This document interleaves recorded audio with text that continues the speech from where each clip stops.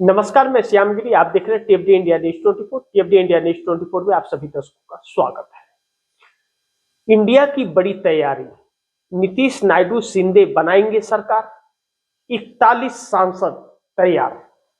बड़ी महत्वपूर्ण बिंदु पर हम लोग चर्चा करेंगे, जो अचानक राजनीति में हलचलें तेज हो गई हैं। बिहार से लेकर के महाराष्ट्र और महाराष्ट्र से लेकर दिल्ली तक हड़कंप सी परिस्थिति राजनीति के अंदर उत्पन्न हुई है। ऐसे में जैसा मैंने कहा कि इंडिया की बड़ी तैयारी, नीतीश नायडू शिंदे बनाएंगे सरकार। अब इसके कयास जो है ना, बड़ी तेजी से लगाए जाने भी लगे हैं और होने भी लगे हैं, क्योंकि अब भारतीय जनता पार्टी का असली अग्नि परीक्षा होनी है। लेकिन कहते हैं ना, रस्सी जल गई लेकिन ऐंठन नहीं गया।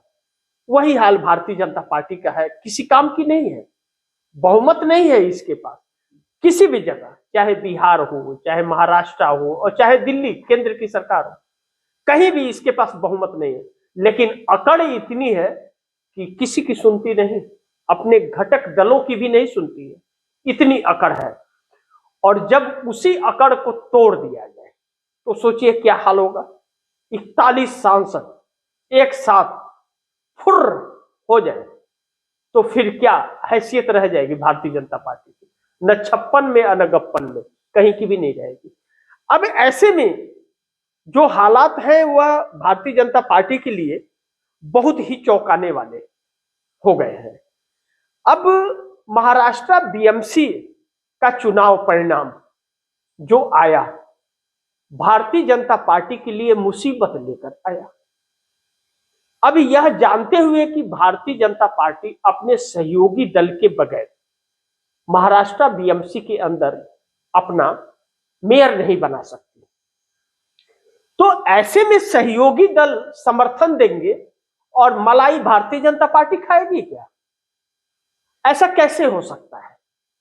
लेकिन भारतीय जनता पार्टी की सोच यही है, भारतीय जनता पार्टी यही चाह रही है कि मलाई वह खा ले। लेकिन एकनाथ शिंदे तैयार नहीं, और बगैर एकनाथ शिंदे के बीएमसी का मेयर भी नहीं बनेगा भाजपा का। किसी भी कीमत पर, किसी भी गुणागणित से भाजपा नहीं बना सकती। अब ऐसे में महाराष्ट्र की राजनीति गर्मा गई। अभी आंध्रा और बिहार से तो संभल ही नहीं पा रहे थे। एक तरफ नीतीश और एक तरफ नायडू अल्टीमेटम पर अल्टीमेटम दे रहे थे और दूसरी तरफ चक्रव्यूह में फंस गए। हालांकि एकनाथ शिंदे के शिवसेना के नेता दिल्ली से कई दफा आए महाराष्ट्र से, लेकिन अमित शाह हैं कि सुनते ही नहीं। भाई, ब्यूरोक्रेसी है उनके पास, क्यों सुने? अब ऐसे में एकनाथ शिंदे आए तो भी नहीं सुने। तो एकनाथ शिंदे आए तो अमित शाह ने यह कहा कि अपनी पार्टी का विलय भाजपा में कर दीजिए, हम आपके बारे में सोचेंगे, मतलब सोच विचार करेंगे पार्टी विलय करने के बाद। एकनाथ शिंदे चले गए। फिर अचानक देर रात एकनाथ शिंदे दिल्ली पहुंचते हैं, अमित शाह से मुलाकात करते हैं, कहते हैं कि देखिए, 2.5 साल के फार्मूले पर आप बात कर लीजिए, लेकिन पहला मेयर शिवसेना का होगा, क्योंकि बाला साहब ठाकरे की 100वीं शताब्दी चल रही है, शिवसेना का ही मेयर होगा। और एकनाथ शिंदे के पार्षदों का भी यही मानना है कि शिवसेना का मेयर हो। लेकिन मोदी सरकार क्यों सुने, भाजपा क्यों सुने, अमित शाह क्यों सुने? और देवेंद्र फडणवीस जो सीएम है महाराष्ट्र के, वह अलग अकड़ में है, वह तो किसी की और भी नहीं सुनते। अब अमित शाह ने कहा कि देखिए, गठबंधन धर्म निभाइए। एकनाथ शिंदे को कह रहे हैं कि गठबंधन धर्म निभाइए, भाजपा का मेयर बनेगा, आप अपनी पार्टी का विलय भाजपा में कर दीजिए, आपके बारे में हम विचार करेंगे क्या करना है आपके साथ। एकनाथ शिंदे समझ गए कि नहीं होगा, एकनाथ शिंदे चले गए।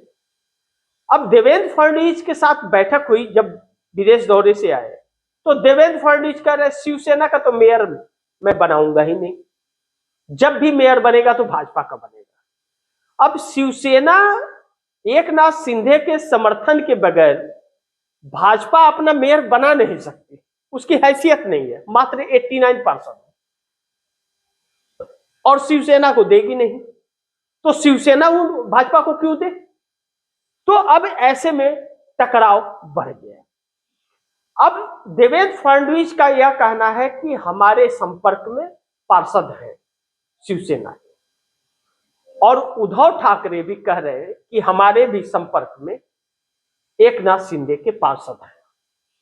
तो उद्धव ठाकरे और संजय राउत का दावा, जब एकनाथ शिंदे ने अपने पार्षदों को 16 जनवरी को जब रिजल्ट आया था उसके बाद जो ताज होटल में ले जाकर के रखे थे, उसी वक्त से कह रहे हैं कि हमारे संपर्क में है। और संजय राउत ताज होटल में खाना खाने भी गए उसके बाद। अब ऐसे में भारतीय जनता पार्टी को 29 पार्षदों का समर्थन चाहिए और उद्धव ठाकरे को मात्र 8 का चाहिए, तो इंडिया गठबंधन का मेयर बन जाएगा। तो अब भाजपा नहीं मान रही है, भाजपा कह रही है कि हम विपक्ष में बैठ जाएंगे लेकिन शिंदे को नहीं बनाएंगे। अब ऐसे में महाराष्ट्र में एक नया गठबंधन जन्म ले रहा है, महागठबंधन जिसका नाम दिया जा रहा है। अब महागठबंधन महाविकास आघाड़ी के साथ मिलकर के सरकार बनाएगा। अब ऐसे में अजीत पवार ने पहले ही कह दिया था कि हम नहीं रहेंगे आपके साथ, और एकनाथ शिंदे ने अलग दावा ठोक दिया। ऐसे में अजीत पवार घर वापसी की तरफ जाने की तैयारी में थे, तब तक नए गठबंधन का आगाज हो गया।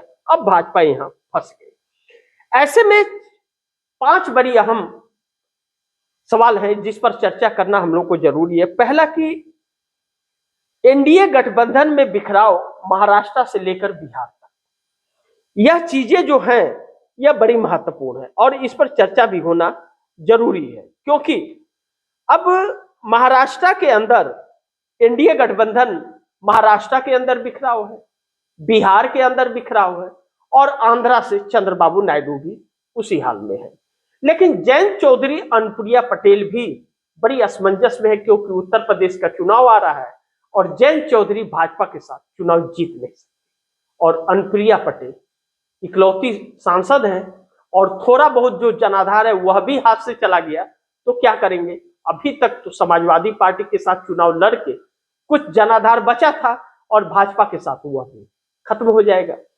तो ऐसे में गठबंधन टूटता हुआ नजर आ रहा है। लेकिन हम पहले महाराष्ट्र का ही जिक्र करें कि महाराष्ट्र से भाजपा से 100 विधायक और 8 सांसद अलग होने जा रहे हैं, जिसकी नींव पड़ गई है और महागठबंधन उसे नाम दिया जा रहा है। ऐसे में महागठबंधन बनेगा या नहीं बनेगा, लेकिन आज नहीं तो कल एकनाथ शिंदे और अजीत पवार की घर वापसी तय मानी जा रही है। ऐसे में 100 विधायक और 8 सांसद महाराष्ट्र से अलग होने जा रहे हैं भारतीय जनता पार्टी से। अब 100 विधायक 8 सांसद अलग होने का मतलब है महाराष्ट्र बीएमसी तो छोड़िए, महाराष्ट्र विधानसभा की सरकार देवेंद्र फडणवीस की गिर जाएगी और वहां पर फिर एक बार महाविकास आघाड़ी की सरकार बनती हुई नजर आ रही है, यानी कि इंडिया गठबंधन की सरकार बन रही है। यह एक बड़ी तैयारी अजीत पवार और एकनाथ शिंदे की है, जो भारतीय जनता पार्टी अपने अकड़ में मात खा गई। अकड़ नहीं दिखाती तो सरकार बची रहती, लेकिन अकड़ दिखा करके भारतीय जनता पार्टी ने अपने पैर पे कुल्हाड़ी नहीं मारा, कुल्हाड़ी पर कई बार पैर को दे मारा है। लेकिन दूसरी तरफ बिहार के अंदर नीतीश कुमार अब बिल्कुल सुनने के मूड में नहीं है। बिहार की जो रणनीति चल रहे हैं नीतीश कुमार, वह भारतीय जनता पार्टी को जड़ से उखाड़ने वाली है। नीतीश कुमार ने इस बार अगर पाला बदला तो भारतीय जनता पार्टी के लिए बरसों तक उसके अस्तित्व खत्म हो जाएंगे, क्योंकि किस तरह भारतीय जनता पार्टी जीत के आई है बिहार में, यह हर कोई जानता है कि चुनाव आयोग के रहमो करम पर आई है। अन्यथा भारतीय जनता पार्टी चौथे और 5वें नंबर की पार्टी बन करके आती, लेकिन नंबर 1 की पार्टी बनी है।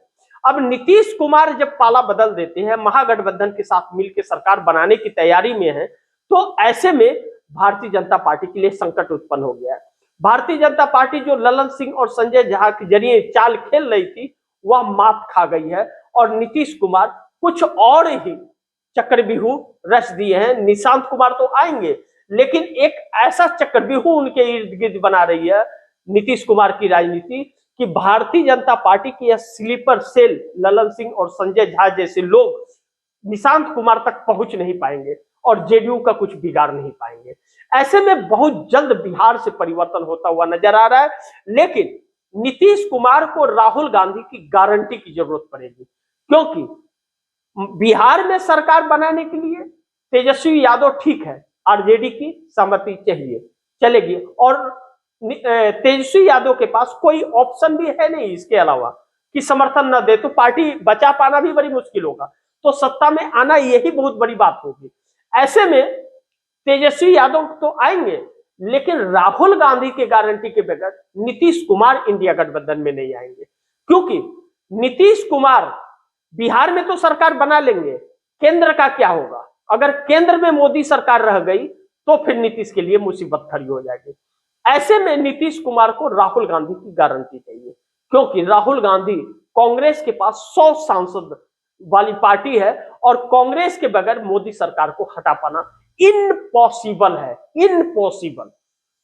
अब ऐसे में राहुल गांधी की स्वीकृति की जरूरी है, जिस पर चर्चा चल रही है, ऐसा चर्चाओं में है। अब ऐसे में चंद्रबाबू नायडू की भी सहमति जरूरी है, क्योंकि चंद्रबाबू नायडू के पास 18 सांसद है। नीतीश कुमार अपने विधायक दलों के साथ जो अलग होंगे 85 हैं और सिंगल लार्जेस्ट पार्टी बनने जा रहे हैं, क्योंकि उनके पार्टी में असुद्दीन ओवैसी, AIM के और बहुजन समाज पार्टी के लोग शामिल होने जा रहे हैं, जेडीयू की सदस्यता लेने जा रहे हैं, कांग्रेस का समर्थन, आरजेडी का समर्थन है, IP गुप्ता भी समर्थन देंगे, लेफ्ट भी समर्थन देगा और उपेंद्र कुशवाहा भी नीतीश कुमार के साथ। ऐसे में नीतीश कुमार बिहार में सरकार बनाते हुए और एक कंफर्टेबल सरकार चलाते हुए आने वाले दिनों में नजर आएंगे और 12 सांसदों को नरेंद्र मोदी से खींच लेंगे। यह बात पर मुहर लगती हुई बिहार के अंदर नजर आ रही है। ऐसे में चंद्रबाबू नायडू का भी 1 फरवरी को अल्टीमेटम समाप्त हो रहा है और वक्त नजदीक आ गया। 28 जनवरी से जब पार्लियामेंट चालू होगा, उसके बाद जब बजट सेशन आएगा तो भारतीय जनता पार्टी क्या करेगी यह तो वक्त बताएगा, लेकिन सरकार के खजाना खाली है। चंद्रबाबू नायडू के अल्टीमेटम पर भी उनको वह चीजें देती हुई नजर नहीं आ रही है जो वादा किया था चंद्रबाबू नायडू से। ऐसे में 18 सांसदों वाली पार्टी तेलुगु देशम पार्टी, 16 और पवन कल्याण के 2, 18 सांसद भारतीय जनता पार्टी से दूर होने वाले हैं, क्योंकि अल्टीमेटम दिया हुआ है। कहा गया था अमित शाह को चंद्रबाबू नायडू द्वारा कि अगर आपने हमारा वादा पूरा नहीं किया तो हमारे पास राहुल गांधी का ऑफर है, लेकिन चंद्रबाबू नायडू को इंडिया गठबंधन में आने के पहले राहुल गांधी की स्वीकृति चाहिए, यानी कि गारंटी चाहिए। अब ऐसे में हर किसी को इंडिया गठबंधन में आने के लिए कांग्रेस की सहमति की जरूरत पड़ेगी, क्योंकि कांग्रेस के बगैर सत्ता नहीं बन सकता। अखिलेश यादव लगातार सबसे मुलाकातें कर रहे हैं, इंडिया गठबंधन में आने का और सरकार बदलने के बात और चर्चाएं करते हुए नजर आ रहे हैं। नीतीश कुमार को भी ऑफर अखिलेश यादव ने दिया था कि हम आपको प्रधानमंत्री बनाना चाहते हैं। चंद्रबाबू नायडू के लोगों से भी जाकर के अखिलेश यादव मुलाकात किए हैं। अब यह कहा जा रहा है चंद्रबाबू नायडू कांग्रेस से लगातार संपर्क में है। जगन मोहन रेड्डी ने भी प्रेस कॉन्फ्रेंस करके पहले इस बात पर मुहर लगाई थी और कही थी। अब ऐसे में देखना यह महत्वपूर्ण होगा कि चंद्रबाबू नायडू और राहुल गांधी की बात कब होती है, लेकिन कहा जा रहा है कि रेवंत रेड्डी तेलंगाना के मुख्यमंत्री के जरिए कांग्रेस के राहुल गांधी से चंद्रबाबू नायडू की बातचीत हो रही है और नीतीश कुमार चंद्रबाबू नायडू के संपर्क में है। ऐसे में एनडीए गठबंधन बिखर रहा है। नीतीश, नायडू, शिंदे एक साथ मिलकर के मोदी सरकार के तख्ता पलट की बड़ी तैयारी करते हुए नजर आ रहे हैं, जिसमें चंद्रबाबू नायडू के 16 और 2 पवन कल्याण के 18, 12 नीतीश कुमार के, 7 एकनाथ शिंदे के और 1 अजीत पवार के। यह जो सांसद हैं वह सांसद 41 सांसद इनसे दूर हो रहे हैं अब एनडीए गठबंधन से। अब बड़ी महत्वपूर्ण यह है कि एनडीए मोदी सरकार जो चल रही है 293 पर है। 293 में अगर 41 अलग हो जाते हैं तो सोचिए कि 52 पे आ जाएगी, यानी कि बहुमत के आंकड़े से बहुत नीचे आकर के खड़ी हो जाएगी और बहुमत का जादुई आंकड़ा 272 का है। फिर भारतीय जनता पार्टी की सरकार धराशाह हो जाएगी। और जैसे यह समीकरण बना भारतीय जनता पार्टी के लिए, तो भारतीय जनता पार्टी के लिए वोटिंग की नौबत नहीं आएगी। नरेंद्र मोदी को सीधे इस्तीफा देना पड़ेगा, क्योंकि चिराग पासवान के भी जो 5 हैं सांसद, वह भी समर्थन वापस ले लेंगे। और कहा तो यह जा रहा है कि जीतन राम मांझी भी छोड़ने वाले नहीं हैं। अब ऐसे में जीतन राम मांझी भी अगर साथ छोड़ देंगे तो भारतीय जनता पार्टी बहुत ही नीचे, अपने निचले स्तर पर 240 से चंद सीटों के साथ रह जाएगी, यानी कि 250 के नीचे, यानी कि मोदी का इस्तीफा तय माना जा रहा है। यह जो जुगलबंदी चल रही है, अचानक बीएमसी चुनाव ने महाराष्ट्र के सारे समीकरण को भारतीय जनता पार्टी के खराब कर दिया है। अब देखना यह बड़ी महत्वपूर्ण होगा कि भारतीय जनता पार्टी क्या इन सबको अपनी अकड़ छोड़ के, तानाशाही छोड़ करके सबको एकजुट करके रख पाएगी या नहीं रखेगी। अब भारतीय जनता पार्टी बीएमसी महाराष्ट्र का, यह भारतीय जनता पार्टी जो अड़ के बैठी है कि मेयर हमारा ही होगा, हम शिंदे का नहीं बनाएंगे, नहीं तो विपक्ष में बैठेंगे। तो भारतीय जनता पार्टी का विपक्ष में बैठने का जो फैसला है महाराष्ट्र के अंदर, वह सरकार ले डूबेगा। विपक्ष में फिर बीएमसी में ही नहीं, भाजपा को विधानसभा में भी विपक्ष में बैठना पड़ेगा और भाजपा को केंद्र की पार्लियामेंट में भी विपक्ष में बैठना पड़ेगा। कहते हैं कि नीतीश कुमार के पेट में दांत है और नीतीश कुमार का दाहिना हाथ क्या करता है बाएं हाथ को पता नहीं चलता। अब नीतीश कुमार ने जो खेल खेला है मोदी के साथ, मोदी समझ भी नहीं पाए कि सिंगल लार्जेस्ट पार्टी बन के बिहार में, और बिहार में अपना मुख्यमंत्री भी नहीं बना पाएंगे और प्रधानमंत्री की कुर्सी भी गवा देंगे, ऐसा सपने में नहीं सोचा होगा। लेकिन दूसरी तरफ इंडिया गठबंधन एकजुट जो हो रहा है, क्योंकि ममता बनर्जी हो या अखिलेश यादव हो, अखिलेश यादव तो पूरा प्रयास कर रहे हैं कि चंद्रबाबू नायडू को ले आना या शिंदे को ले आना या फिर नीतीश कुमार को लेकर के आना, यह सबको लाने का प्रयास कर रहे हैं।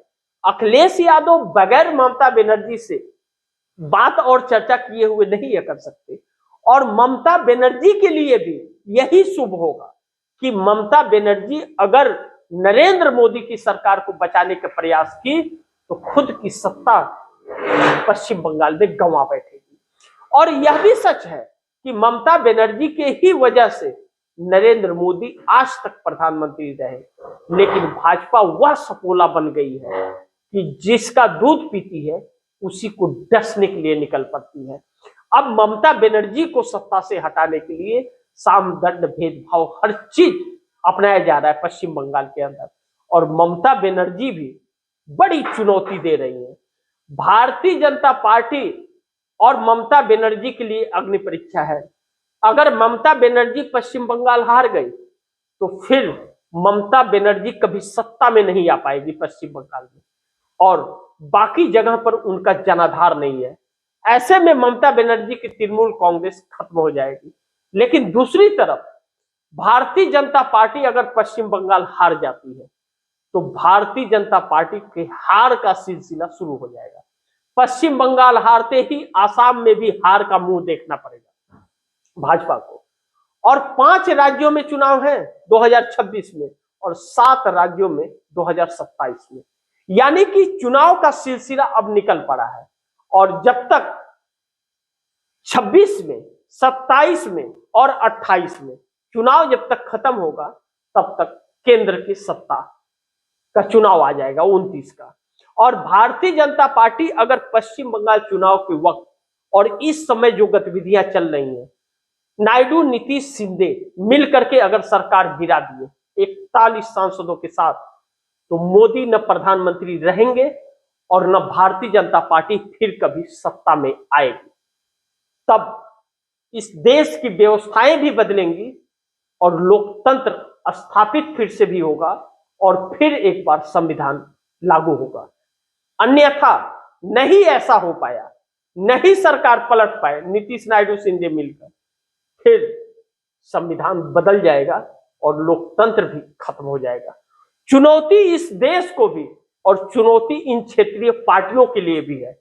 अगर अब नहीं तो फिर कभी नहीं। तैयारी भाजपा की बहुत बड़ी है। अब इंडिया गठबंधन की यह जो तैयारी है और एकजुट हो रही है और स्वागत करने के लिए तैयार है कि आइए व्यवस्था बदलेंगे। अब देखना नीतीश नायडू शिंदे को है कि क्या होता है। जो भी होगा खबरें आप दर्शकों तक लाता रहूंगा। आप दर्शकों की क्या राय है, क्या सुझाव है, कमेंट बॉक्स में जरूर दीजिएगा। इस खबर को ज्यादा से ज्यादा शेयर कीजिएगा, अपने दोस्तों को भी कहिएगा आगे शेयर करें। आपने अगर टीएफडी इंडिया न्यूज़ 24 को सब्सक्राइब नहीं किया है तो सब्सक्राइब कर लीजिएगा। अपने दोस्तों को भी कहिएगा टीएफडी इंडिया न्यूज़ 24 को सब्सक्राइब करें। लेकिन आप दर्शकों से गुजारिश है कि इस खबर को ज्यादा से ज्यादा शेयर कीजिए, अपने दोस्तों को भी कहिएगा आगे शेयर करें।